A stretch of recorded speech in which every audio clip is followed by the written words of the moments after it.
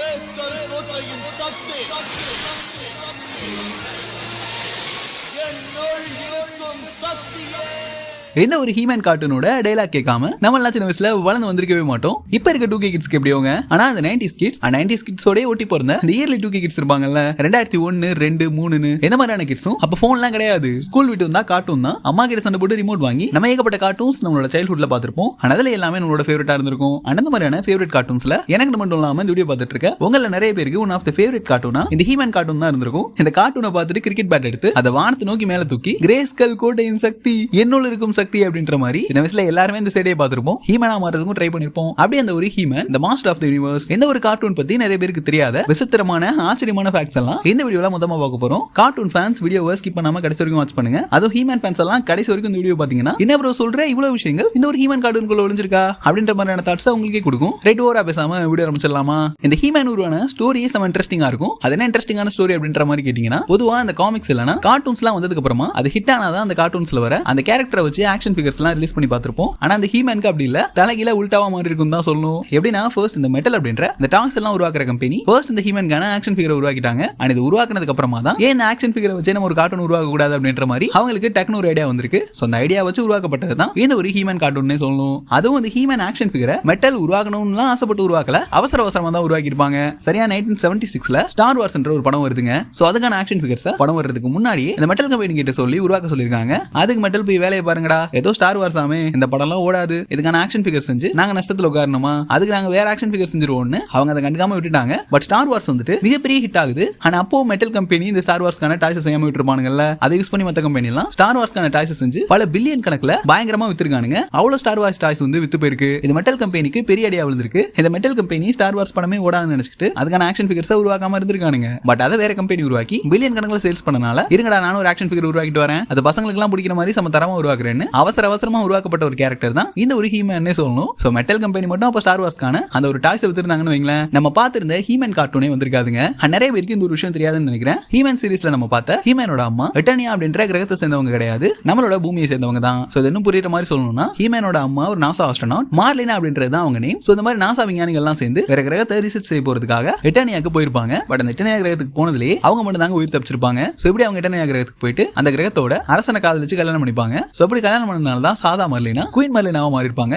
எட்டர்னியா நாட்டோட அரசருக்கும் குயின் மார்லினாவுக்கும் பிறந்த பையன் தான் நம்மளோட ஹீமன் சொல்லணும். ஆக்சுவலா ஹீமன் ஃபுல் லிட்டனின் கிடையாது, பாதி மனுஷன் பாதி லிட்டனின் சொல்லலாம். அண்ட் ஹீமன் கூட எப்பயுமே ஒரு குட்டி மந்திரவாதி சுத்திட்டே இருப்பான். ஓர்கோன் அந்த கேரக்டர் பாக்குறதுக்கே செம காமெடியா இருக்குங்க. ஆனா ஆரம்பத்துல இந்த ஒரு கேரக்டர் அப்படி உருவாக்கணும்ன்ற மாதிரி அவங்க பிளான் பண்ணவே கிடையாது. ஏற்கனவே ஏகப்பட்ட கேரக்டர்ஸ்க்கு அனிமேஷன் நிறைய போட்டாச்சு. இந்த கேரக்டருக்கும் நம்ம அனிமேஷன் அதிகமா போட்டோம்னா அது அதிகமான செலவு எடுத்து விட்டுரும். இந்த ஓர்கோ கேரக்டர் சின்ன அனிமேஷன்ல உருவாக்கிடலான்னு ஆரம்பத்துல அவங்க கார்போ அப்படின்ற மந்திரவாதி தான் பிளான் பண்ணி வச்சிருக்காங்க. பட் பட்ஜெட் இல்லாதனால அனிமேஷன் அதிகமா போட முடியாது அப்படின்றனால தான் கார்போவை ஓர்கோவா மாத்தி இந்த மாதிரி கார்ட்டூன்ல எடுத்துட்டு வந்திருப்பாங்கன்னே சொல்லணும். அண்ட் கார்ட்டூன்ல நம்ம ஹீமன் பிரின்ஸ் ஆடமா ஒரு சோம்பேறி பிரின்ஸா இருந்திருப்பாரு. பிரின்ஸ் ஆடமா தான் இன்டர்னியால உள்ளவங்க எல்லாத்துக்குமே தெரியும். பட் ஹீமன் அப்படின்றது இவர் தான் அப்படின்ற மாதிரி நிறைய பேருக்கு தெரியாது. சோ ரெண்டு ஐடென்டிட்டியை அவர் கேரி பண்ணிட்டு இருப்பாரு. எப்படி நம்ம சூப்பர்மேனுக்கு கிளார்க் கென்ட் அண்ட் சூப்பர்மேன் ரெண்டு ஐடென்டிட்டி இருக்குமோ, அதே மாதிரி நம்ம ஹீமனுக்கும் பிரின்ஸ் ஆடம் அண்ட் ஹீமன் ரெண்டு ஐடென்டிட்டி இருக்கும். பட் ஒரிஜினல் காமிக்ஸ்ல அப்படிலாம் கிடையாதுங்க. அவருக்கு ரெண்டு ஐடென்டிட்டிலாம் கிடையாது. அவர் ஆரம்பத்துல இருந்தே ஒரு வீரன் தான், அதாவது பார்பேரியன் வீரன். இந்த மாதிரி ஏன் கார்ட்டூன்ல கொண்டு வரல அப்படின்னா, இந்த மாதிரி காட்டணும்னா அது குழந்தைங்களுக்கு பிடிக்கிற மாதிரி இருக்காது. நம்ம வித்தியாசமா ரெண்டு ஐடென்டிட்டில ஹீமன் இருக்க மாதிரி காட்டணும்னா அது சீரியஸா நல்லா இருக்கும் அப்படின்ற மாதிரி இந்த விஷயத்தை மாத்திருப்பாங்கன்னே சொல்லணும். அண்ட் இந்த கார்ட்டூன்ல ஒரு இன்ட்ரெஸ்டிங்கான விஷயம் என்னன்னு கேட்டீங்கன்னா, அந்த 90s 80sலாம் கார்ட்டூன்ல இந்த ஒரு வன்முறையுமே காட்டக்கூடாது அப்படின்ற மாதிரி அப்படி ஒரு பிளான் பண்ணி வச்சிருந்திருக்காங்க. ஏன்னா ஹீமன் கிட்ட ஒரு பெரிய வாள் இருந்தாலும் அதை வச்சு யாரையும் வெட்டுற மாதிரி காட்ட முடியாது. வெட்டுற மாதிரி காட்டினாலும் ரத்தம் சிந்துற மாதிரிலாம் காட்டக்கூடாதுன்னு அப்போ ஒரு ஸ்ட்ரிக்டான ரூல் இருந்திருக்குங்க. இதனால இந்த கார்ட்டூன் உருவாக்கும் போது ஸ்கெலட்டரோட ஆளுங்கள்லாம் மனுஷங்களுக்கு பதிலா ரொபாட்ஸா இருக்கணும் அப்படின்ற மாதிரி தான் முடிவெடுத்து இந்த விஷயத்தை மாத்தி வச்சிருக்காங்கன்னு சொல்லணும். சோ இதனால நம்ம ஹீமன் உள்ள இறங்கி தன்னோட வாளை எடுத்து அந்த ரொபாட்ஸ் அடிச்சாலும் அது பெருசா வன்முறையா தெரியாது. அண்ட் இப்ப நான் சொல்ல போற விஷயம் ஹீமன் ஃபேன்ஸ்க்கு பயங்கர ஷாக்கிங்கா இருக்கும். அது என்னன்னு கேட்டீங்கன்னா, கார்ட்டூன்ல ஹீமனுக்கு பெரிய வில்லனா ஸ்கெலட்டர் தான் வந்திருப்பாரு. பட் இந்த ஒரு ஸ்கெலட்டர் ஹீமனோட பெரியப்பான்னு சொன்னா அவங்களால நம்ப முடியுமா? அதாவது ஸ்டோரி படி பாத்தீங்கன்னா, ஹீமனுக்கு வில்லனா வர ஸ்கெலட்டர் ஹீமனோட அப்பாவான கிங் ரேண்டரோட சொந்த அண்ணன் தான். அவரோட ஒரிஜினல் பேர் கெல்டர். சோ இவருக்கு மேஜிக் நல்லா இன்ட்ரெஸ்ட் இருந்ததுனால தெரியாதனமா ஒரு மேஜிக் போட்டு அது மூலமா அவரோட முகம் அப்படின்றது ஃபுல்லா உருகி போயிருக்கும். உருகி போயிட்டு எலும்பா மாறி இருப்பாரு. இதுக்கப்புறம் தான் அவரோட பேர் கெல்டர்ல இருந்து ஸ்கெலட்டரா மாறி இருக்கும். அரசனா மாற முடியல அப்படின்ற காரணல தான் தன்னோட தம்பி மேலையும் தம்பியோட பையன் மேலையும் வன்மத்தை கக்கிறதுக்காக இந்த ஸ்கெலட்டர் அவங்களுக்கு எதிர்க்க எல்லா வேலையும் பார்த்துட்டு இருந்திருப்பாரு. சோ ஆக்சுவலா கதைப்படி மாதிரி ஸ்கெலெட்டர் தான் ஹீமனோட பெரியப்பா. அன்னைக்கு அடுத்து பார்த்தோம்னா இந்த ஹீமன் கார்ட்டூன்ல எத்தனை பேர் இந்த விஷயத்தை கவனிச்சிருக்கீங்க?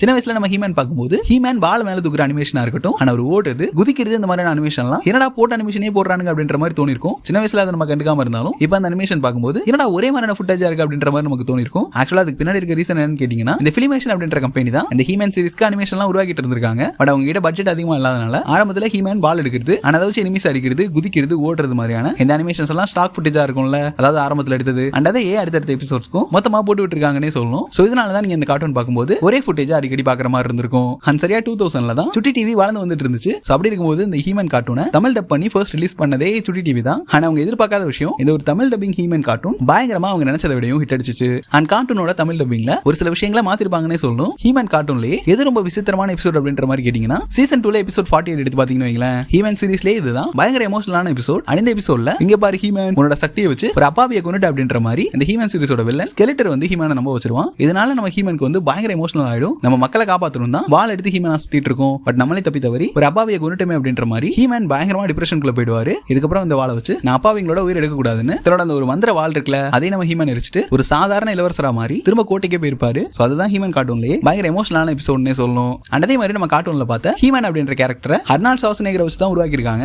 அண்ட் அவருக்கு எந்த அளவுக்கு மசில்ஸ் எல்லாம் இருக்கும் அப்படின்ற மாதிரி நம்ம பார்த்திருப்போம். அண்ட் அவரை வச்சு உருவாக்கப்பட்ட ஒரு கேரக்டர் தான் இந்த ஒரு ஹீமன்னே சொல்லணும். ஆக்சுவலா கெனான் தி பார்பேரியன் அர்னால்டுக்கு ஒரு படம் வந்திருக்கு. சோ அதுல நம்ம அர்னால்டோட பாடியை இன்ஸ்பயரா வச்சு தான் இந்த ஒரு ஹீமன் கேரக்டரை உருவாக்கியிருப்பாங்க. சோ ஆரம்பத்துல இந்த ஒரு ஹீமன் கார்ட்டூன்கான கதை அப்படின்றது கம்ப்ளீட்லி டிஃபரெண்டா இருந்திருக்குங்க. சோ ஆரம்பத்துல காமிக்ஸ் கதை படி பாத்தீங்கன்னா ஹீமன் கிட்ட ஒரு மந்திரவாள் இருந்திருக்கும்ல, சோ அது ஃபுல் ஸ்வாடா கிடையாது. பாதி ஸ்வாட் நம்ம ஹீமன் கிட்டயும் இன்னொரு பாதி ஸ்வாட் ஹீமனோட வில்லனான ஸ்கெலெட்டர் கிட்டயும் இருக்க மாதிரி காட்டியிருக்காங்க. சோ இது கூடவே நம்ம சின்ன வயசுல தான் ஹீமனை பார்த்திருப்போம் அப்படின்றனால ஹீமனோட பவர்ஸ் நிறைய பேருக்கு ஃபுல்லாலாம் தெரிஞ்சிருக்காது. ஏன்னா அவ்வளவு பவர்ஸ் நம்ம ஹீமனுக்கு இருக்குங்க. சோ ஆள் பாத்தீங்கன்னா பயங்கர மஸ்குலரா பயங்கரமா இருப்பாருல்ல, அவர் பயங்கர ஸ்ட்ராங்கான ஆளு. அண்ட் அவர் ஸ்பேஸுக்கு போயிட்டு 2-3 ஒண்ணுக்குன்னா அடிக்க வரும்போது ரெண்டையுமே தனித்தனியா விலக்கி விட்டுருப்பாரு. அந்த அளவுக்கு நம்ம ஹீமன் பயங்கர பவர்ஃபுல்லுங்க. சோ இது கூடவே ஃபிளாஷ் மாதிரி நம்ம ஹீமனால சம வேகமா ஓட முடியும். சோ இது கூடவே அவர் வாயில இருந்து புயல் காத்தெல்லாம் வர வைக்க முடியும். சோ இது கூடவே ஹீமன் கையில ஒரு கத்தி இருக்கும்ல, அது சம பவர்ஃபுல். அதால எல்லா விதமான பீமையும் ரிஃப்ளெக்ஷன் பண்ண முடியுமா. அண்ட் எவ்வளவு பெரிய டெக்னாலஜியா இருந்தாலும் சரி, எவ்வளவு பெரிய மந்திர பூட்டா இருந்தாலும் சரி, அதை வச்சு நம்ம ஹீமன் கையில இருக்க அந்த ஒரு வாளால அப்படியே உடைக்க முடியுமா. இந்த கத்தியும் ஒரு விதமான ஈவில்னஸ் கொடுக்குமாங்க. ஆனா நம்ம ஹீமன் மனசால சுத்தமா இருக்கனால தான் அந்த ஒரு ஈவில்னஸ் அப்படின்றது ஹீமனை கண்ட்ரோல் பண்ணாம அவர் கடைசி வரைக்குமே நல்லவனாவே இருந்திருப்பாரு. இது கூடவே செஸ்ட்ல ஒரு ஸ்ட்ராப் போட்டுருப்பாருலங்க நம்ம ஹீமன், அது பயங்கர பவர்ஃபுல். ஹீமன் ஏற்கனவே பவர்ஃபுல் தான், ஆனா அவ்வளவு பவர்ஃபுல்லா இருக்க ஒண்ணு ஹீமனையும் பயங்கர பவர்ஃபுல்லா மாத்துமா. இது கூடவே தன்னோட சக்தியை ஷேர் பண்ணி சாதா பயந்தாங்குழி புலிய வரிப்புலியாவும் மாத்துவாராம். ஹீமனுக்கு 2 ஐடென்டிட்டி இருக்குன்னு நான் முன்னாடி சொல்லிருப்பேன்ல, அதுல ஒன்னு ஆடம், இன்னொன்னு ஹீமன். சோ இதுல ஆடமுக்கும் ஹீமனுக்கும் பெரிய வித்தியாசம்லாம் இருக்காது.